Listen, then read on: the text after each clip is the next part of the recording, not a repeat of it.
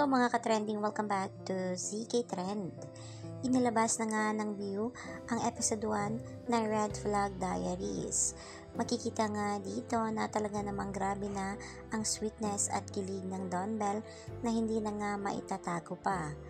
Marami nga mga bubblies ang talaga namang kinilig sa ipinost nga ng View. Ayon nga dito sa mga komento ng mga bula sa Twitter, "When you get to work while having fun with your special someone, cuties, they really have the same wavelength."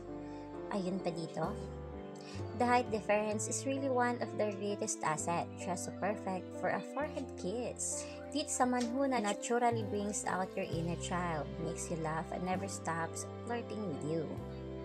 Belle has this habit of always fixing Donnie's pose and hair whenever they're in a pictorial. Like, that's GF things. They're too cute. Grabe ang galing ni View PH sa concept na Red Flag Diaries, no?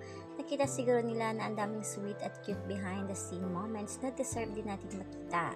Lalo ang Don Bell mas sweet kasi off-cam, ay charit lang, akin lang po to.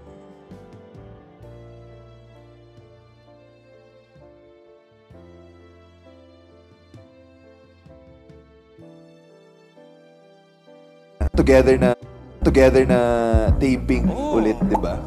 Babalik tayo. So, parang sabi niya, together na